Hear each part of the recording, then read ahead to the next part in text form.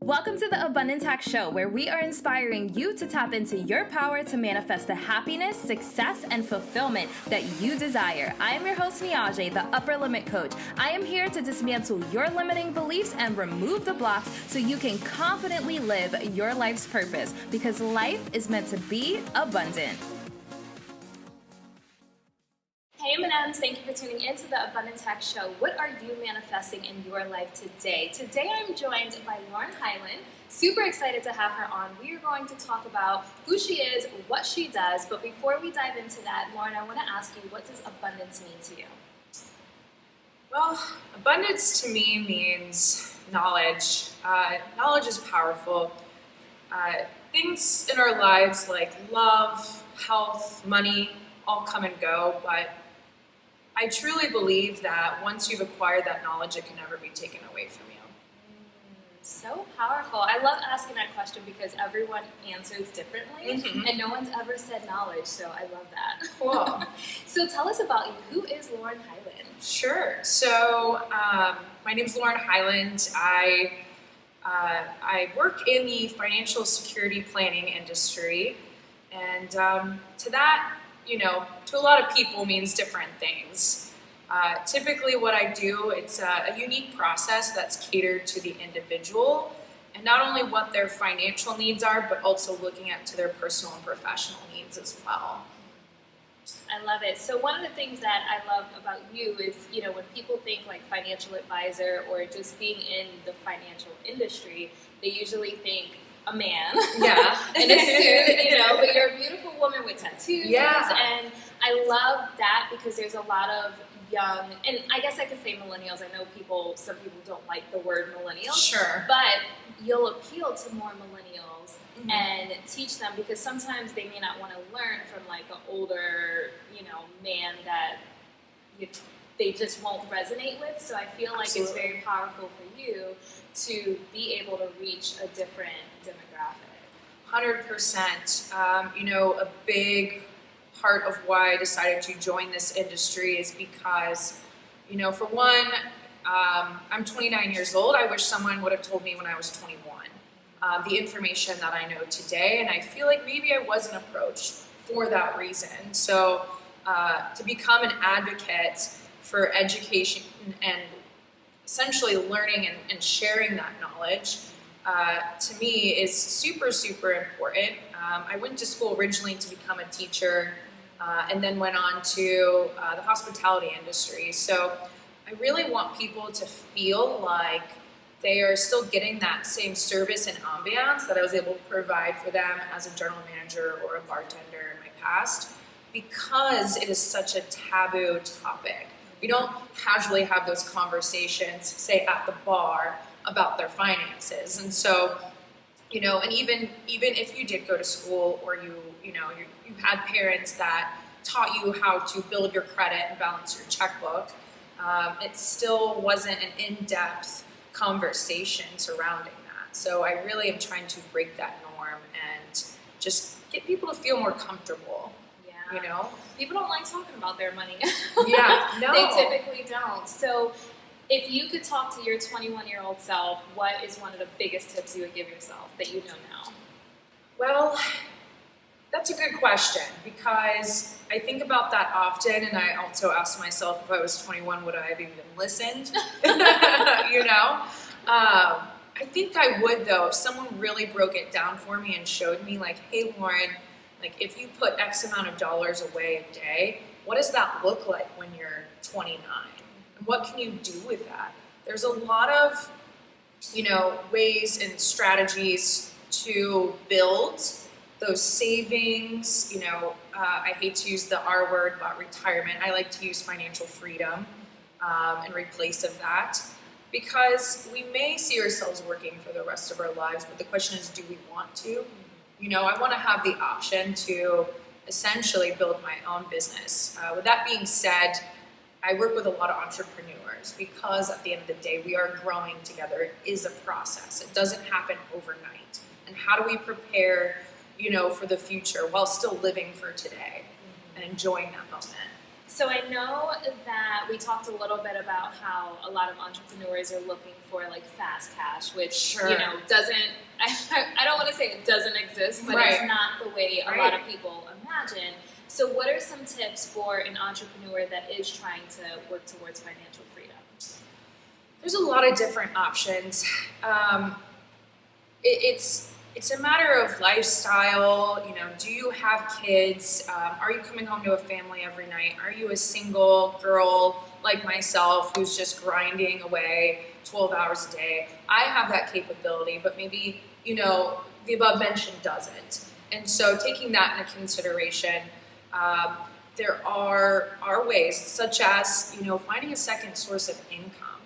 When I first started my career, I was still bartending, because I am trying to support myself and make sure that I don't give up or burn out. I feel like a lot of entrepreneurs tend to burn out in their first couple of years, and it's usually cash flow issues. And so either taking out loans, small business loans to, we live in the beautiful United States of America. They love our entrepreneurs. They want to see small businesses flourish. And St. Pete, not even just the USA, but St. Pete, which is what I love so much about this town. Even, going to events like Lowinterest this weekend really makes me proud to be here. But I know that there's so many other cities that are doing the same thing and are really honing in on that. And I see it certainly making a difference. But yeah, it's hard to pinpoint one particular way to focus on that. But I would say small business loan if you are trying to come home to your kids every night and still have that balance versus maybe me like bartending. So that would be my answer for that. Yeah, so we actually met to talk about my finances and you mentioned it wasn't 80-20, but I don't know why that's come into mind. Oh, sure. Yeah, can you share that with the audience? Yeah, 20-60-20. It's something. I was way off. No, it's okay. 20-60-20 is something that can apply to everyone. Super, super great tool to have, and it's really simple. Taking your income and immediately putting 20% into savings. The next 60% of that would go to your utilities, your rent, your car payment, whatever that might look like. And then 20% for fun, because you're not going to stick with a plan if you're just saving and trying to keep a roof over your head. You have to go out and go to vacations, like go catch a concert, travel. And so I find that it's super helpful to just kind of break it down like that. But first things first, immediately putting that 20% into savings. And that could even be something that is a part of also your emergency fund, or even, saving up for, a mortgage down payment. So would you include investments in that 20% of savings? It depends, once again, on the client, but certainly, yes, investments could be considered into that. The only thing I would have to say is if you are saving for particular goals, like maybe even paying off some debt or a cushion, I typically say that 3 to 6 months of your fixed expenses should be on reserve at all times, just to prepare. You never know what life will bring you. That proverbial bus could come hit you one day, and what does that look like if you don't have that cushion or that nest egg in place? So when it comes to the topic of investments, I find that a lot of people really, really want to talk about that. It goes back to that instant gratification. However, it's quite the opposite. Investments are essentially the last thing you want to worry about. I'd like to compare it to building a home, right? We don't ever start with the roof. We start with that foundation. And the foundation is a part of those strategies, to paying off those debts, saving for that 3 to 6 months of fixed income. So really, I would say after that foundation, the walls, then you start to worry about more investments. And typically people who can contribute to those accounts already have those things in place. So that's why it's a tough question to answer. It really just depends on where someone's at in their financial world. So is it safe to say you would recommend saving 3 to 6 months of like overhead first and then trying to invest? Because I know, like we mentioned Bitcoin, a lot of people hopped on that bandwagon because they're like, ooh, fast money. Sure. So what do you have to say about that? Well, it's hard because Bitcoin is fun for a lot of people, right? I like to gamble. I like to play blackjack. I'm not going to lie. I don't always play blackjack because sometimes I don't have those other things I need in place. If I'm okay with losing money, then I say be okay with investments. There's nothing wrong with it because the greater the risk, the greater reward. But once again, we don't know what that market looks like. And Bitcoin isn't backed by anything. As far as I know today, as it stands, it's not. Not like other bonds, stocks, security industry type products or portfolios. So essentially, if you're okay with throwing money to the wind and seeing where it lands, then I say go for it. But you have to understand that you're taking a big risk if you don't have those other things in place too. Yeah, I saw a really crazy statistic that the average like entrepreneur or average like American doesn't have at least like $1,000 saved in their account. Like just interesting. Yeah, I don't know where I saw that statistic, but I was like, and it may have been like a specific number, but I don't remember it. But what is one of the biggest issues or pitfalls you see with entrepreneurs today? Debt and how to take advantage of some of those companies out there, even like credit unions that are offering really great low interest loans that are fixed. And what that means is after a year or 2 or 3 or 4, it's still always going to remain at that percentage. A lot of times we take out loans and it's exciting, going back to that instant gratification, like, oh my gosh, 0% APR. And then you wait a year later and then there's like $100 yearly fee to keep this credit card. And then it's also 20% interest. So not fun because over time you end up paying more than the loan itself, depending on that cash flow. So understanding, going back to knowing your options, being educated and sharing that knowledge. A lot of what I put in place for people is just simply, hey, 20, 60, 20. Also, let's look at consolidating this so that you can continue to build your business without, going under. Yeah, that's huge. I think a lot of entrepreneurs have debt because they're racking up their credit cards because they don't have the cash flow coming in. Sure. Yeah. Why do we hold ourselves back?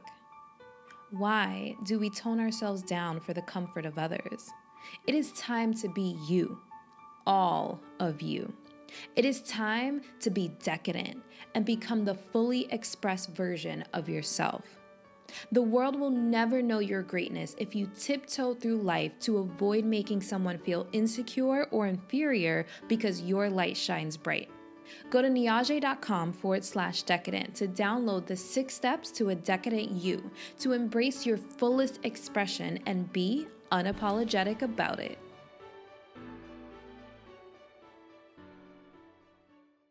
Really, it's going back to building that home and understanding what your options are.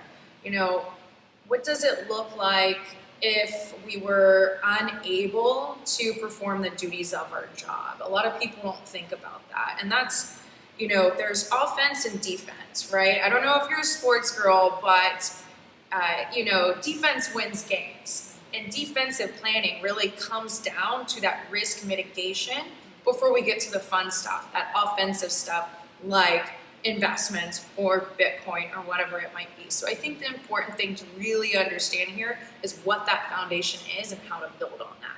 And a lot of it is thinking in terms of, hey, I have that nest egg. If something happens with my business, I need to float by for a couple of months, something happens to me. A lot of people say, oh, well, if I lose both my limbs, I could still perform the duties of my job. The question is, would you really want to at the end of the day? Thinking in terms of, hey, how can I still take time to just recover from this without having to grind away? It really tears you down, and I've seen it happen so many times. Also understanding, what does it look like if I don't even come home tonight? I know it's morbid to talk about those things, but once again, life happens. And so I want to make sure that, business owners, whether you're in a partnership with someone, what does that look like if you lose your business partner? And how does that reflect on you and what you have to do in order to keep that business running? One, you still want time to mourn the loss of your partner. But two, you still want to be able to replace what he was doing by, hiring someone else. Do you really want to have to take from the reserves of your business to continue moving forward with life? So what does that look like? For some people, it's different. Setting up different portfolios or accounts that will help mitigate that is super, super important.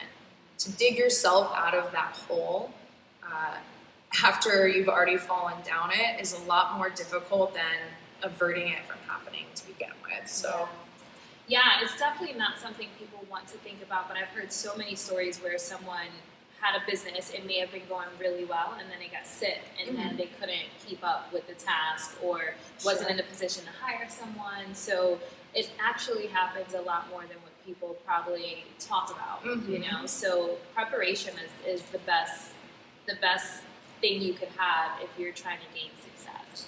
Absolutely. And that, once again, circles back towards what your financial freedom day looks like. I hear it all the time. Hey, I love keeping my hands busy, but typical retirement age being 65, a lot of that is because, if I were to continue being a general manager of a restaurant, would I be able to move as fast? Would I want to move as fast?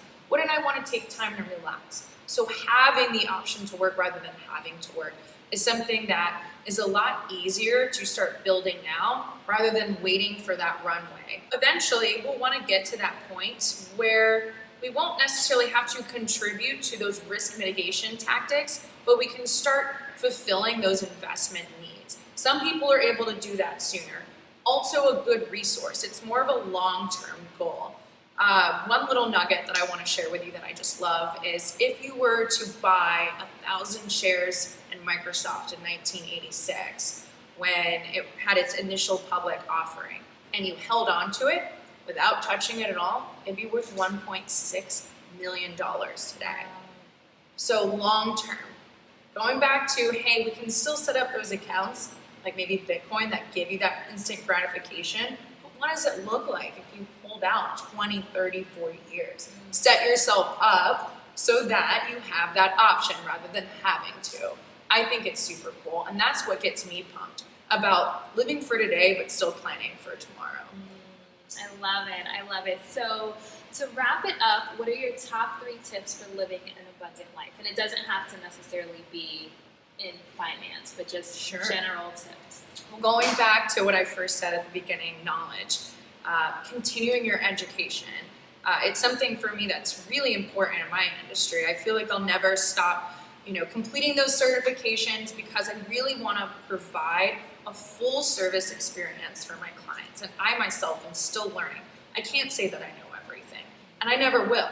But the point is to continue that. No matter what it is that you're doing in your life, it's that one thing that will never be able to be taken away from you. Another tip, I guess, would just be to live in the moment too, because since we have talked about those dark subjects of what happens if I don't come home tomorrow, it's super important to understand how to really be thankful for what it is you have today, because you never know what could happen tomorrow. And third, I think taking time to also give yourself a break. Entrepreneurs, giving yourself a break is so important because going back to that 20-60-20, it's 20% for fun. Like, make sure you're leaving that time to enjoy your life. It's so easy to get wrapped up in your work. So I think all 3 tie in pretty well with one another. Yeah, it's important to enjoy the fruits of your labor because people get caught up in work, but then when you burn out, people become depressed. Sure. So there's so many people that, like entrepreneurs, that are just not happy because they're working 24/7.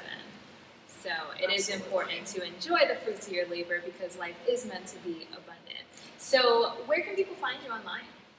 Sure. So my Facebook is Lauren Highland. That gives you access to my profile. I really like to share my personal life, going back to wanting to feel comfortable and approachable. I really want people to also take a look at my life and who I am. I often go online to people's websites and I'm like, who's the owner of this company? I don't even see an About Me section. So essentially, that is where people can find me.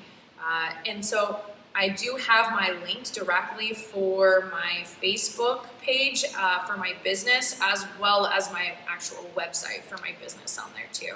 But I say start there so you can find out a little bit about who I am. Awesome. Thank you so much for coming on the show. Thank you for sharing your tips.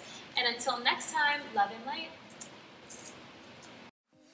Thank you for tuning in to the Abundance Hack Show. I would love to hear from you. Leave your comments and questions, and don't forget to subscribe so you don't miss any of our yummy episodes. Every time you leave a 5-star rating or review, I do my happy dance.